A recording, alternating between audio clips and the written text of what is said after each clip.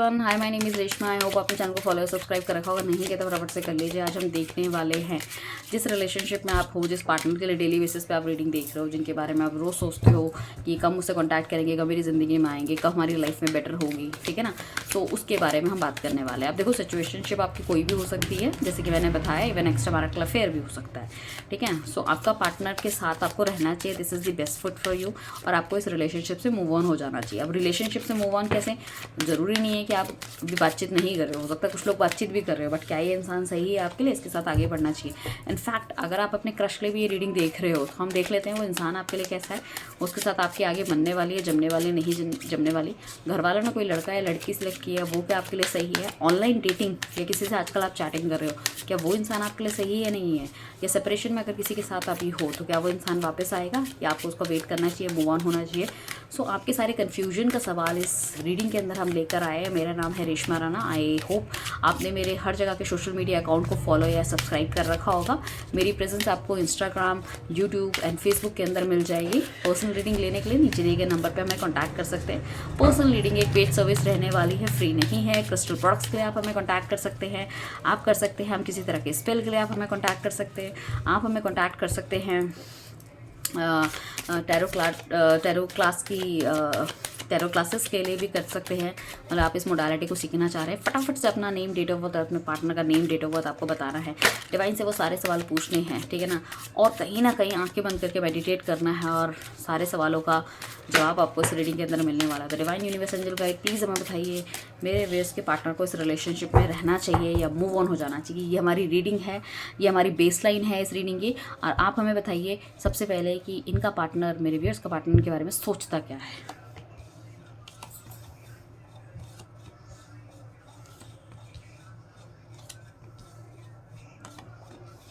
ओफो, आपके पार्टनर की काफ़ी नेगेटिव सोच है। सबसे इंपॉर्टेंट तो ये है, मुझे लगता है कि ये आपसे ज़्यादा अपने काम को बहुत तवज्जो देता है, इनको बहुत बर्डन या प्रेशर फील होता है घर वालों की तरफ से, ठीक है ना, या आपकी हरकतों या आपकी बातों की तरफ से। ऐसे भी हो सकता है इनको ऐसा लगता है कि this person is also very very manipulative, बहुत मैनिपुलेटिव है ये इंसान, अपने दिल की बात, अपनी सच्चाई नहीं बताता, मुँह का बहुत कड़वा हो सकता है, घुमा के बातचीत करना, ठीक है, छोटी छोटी बातों को पकड़ के बैठ जाना, वो इसकी आदत हो सकती है। इसका इन एंड आउट बहुत होता है, मतलब you will not understand this person कि इसको कौन सी चीज़ बुरी लगी, कौन सी नहीं लगी। मुझे ऐसा लग रहा है कि पुराने दोस्त यार जो भी इसकी लाइफ में कुछ है ना, उन लोगों को बहुत अच्छे तरीके से स्वागत करता है। एंड दूसरी बात ये है कि दुनिया की नज़र में एक बहुत ही, मतलब इस तरह की पर्सनालिटी हो सकता है जिसको लोग बहुत ज़्यादा लाइक करते हैं। आपके पास भी ये इन एंड आउट इसका होता रहता है। क्लैरिटी, मतलब जैसे कोई लड़ाई झगड़ा होगा उसको क्लियर करेगा, फिर दोबारा आएगा, फिर कुछ भसड़ करेगा, फिर जाएगा, फिर आएगा, उस तरह की चीज़ें हैं, ठीक है ना। सो यहाँ पे नेगेटिविटी आई मस्ट से कि बहुत ज़्यादा है, ठीक है ना। ब्लैक मैजिक की भी संभावना है, या तो इस इंसान पे किसी ने ब्लैक मैजिक कर रखा है कि ये शादी ना कर पाए, रिलेशनशिप में सेट ना हो पाए, या हो सकता है पास्ट में कोई ऐसे रिलेशनशिप इस बंदे के रही हैं जहाँ पे इसने डिच करा है, गलतियाँ करी है, कुछ ना कुछ। अब देखो, ये वाइस वर्सा हो सकता है, ये आपके साथ भी हो सकता है किसी के साथ आप रिलेशनशिप में थे जहाँ पे कि आपने अपना 100% नहीं दिया, या जाने अनजाने हो सकता है आपकी उस टाइम उम्र कम हो, आप उस रिलेशनशिप में नहीं जाना चाह रहे हो, तो कुछ इस तरह की हमारी सामने वाले बंदे से कहते हैं ना बद्दुआएं या नेगेटिविटी ऐसे निकलती है कि यार इसके साथ भी ऐसा होगा तो पता चलेगा। That I also can see that, this is the thing, ये भी होने के चांसेस हो सकते हैं। तो ये पर्सन को ऐसा लगता है कि इसको, मतलब बहुत ज़्यादा नेगेटिविटी, मतलब इसको लगता है रिलेशनशिप में आ जाती है और ये आपसे कहीं ना कहीं कट ऑफ कर लेता है। इसको ऐसा भी लगता है कि आपके साथ जब से ये रिलेशनशिप में आया कुछ ना कुछ, मतलब इसको प्रेशर बनता जा रहा है, लाइफ में बहुत प्रेशर बनता जा रहा है।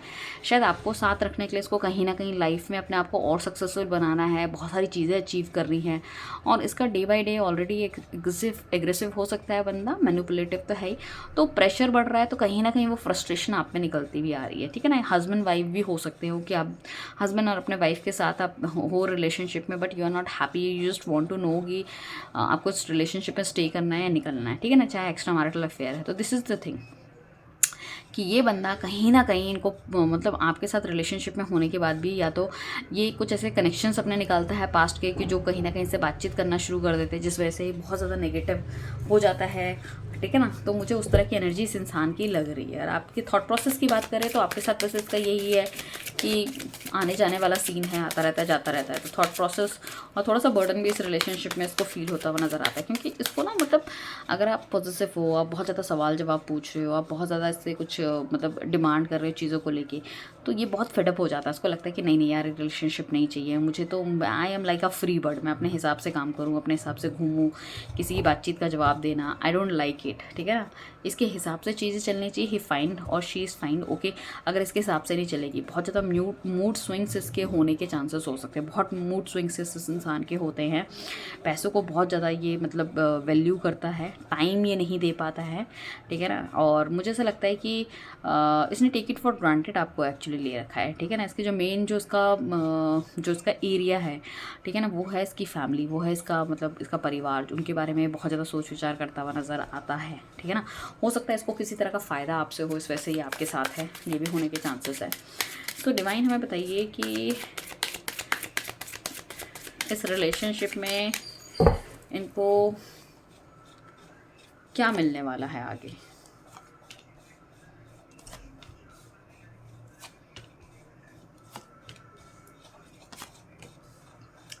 देखो, इस रिलेशनशिप में आपका अगर हम बात करें तो ये बंदे की ना जो जर्नी है बहुत बहुत बहुत स्लो है।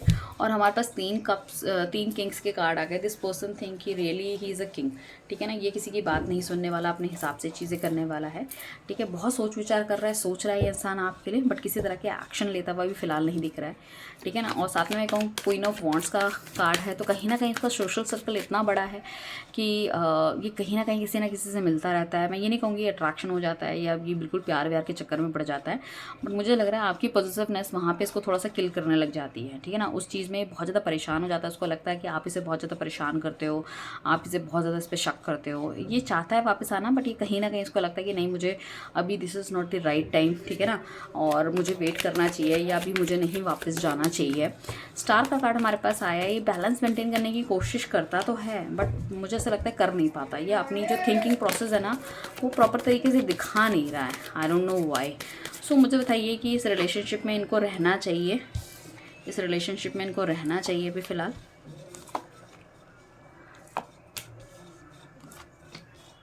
तो दिखा रहा है कि डेफिनेटली इस रिलेशनशिप में अभी रहना चाहिए। That is a 50-50%। ठीक है ना, क्योंकि आई मस्ट से कि इस पर्सन को थोड़ा सा रियलाइजेशन होता हुआ नज़र आएगा आने वाले 1 महीने के अंदर।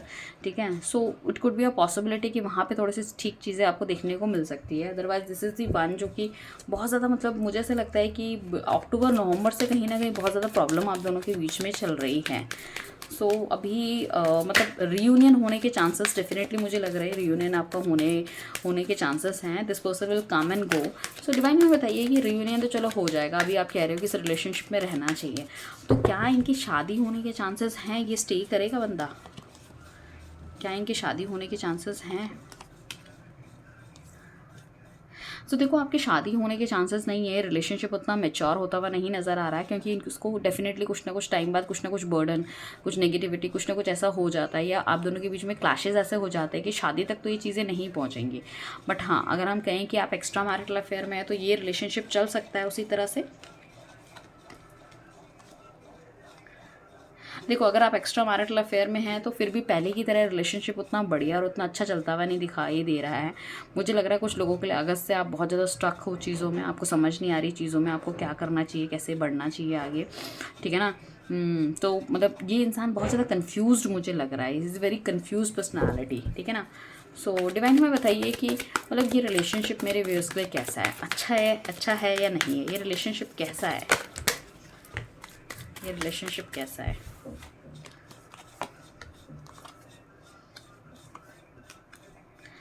This relationship is not at all good for you, because you can also think. ठीक है ना, आप खुद अपने दिमाग से सोचिए कि काफ़ी सारे ऐसे सर्कमस्टांसेस आपके साथ बने हैं पीछे पास्ट से, ठीक है ना, अगस्त के आसपास से, जहाँ पे कि आपने बहुत बार इन चीज़ों के बारे में सोचा है, बट कहीं ना कहीं आपको कुछ भी क्लैरिटी नहीं मिल रही है।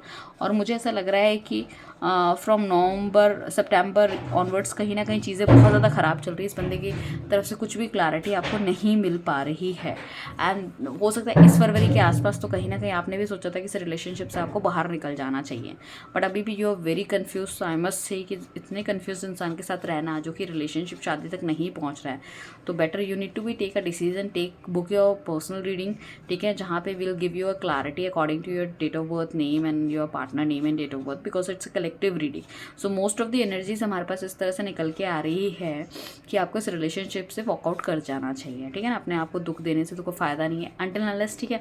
If it's a extra marital relationship that's also fine, because आप बातचीत करो ना करो टाइप का चलता रहेगा आपका, ठीक है ना। बट अगर हम बात करें कि अगर आप सिंगल हो और आप सिर्फ इन्हीं के लिए बैठे हो शादी के लिए, तो don't waste your time guys, I am telling you very very bluntly, ठीक है ना। मैं आपको बिल्कुल सामने से सीधा, हो सकता है कुछ लोगों को ये बातचीत अच्छी ना लगे, ठीक है ना। So but the thing is that my work is like that, whatever I can see, so I need to describe each and everything, right. So all the very best guys, thank you so much, अपना ध्यान रखिएगा, मिलते हैं next reading पे, bye.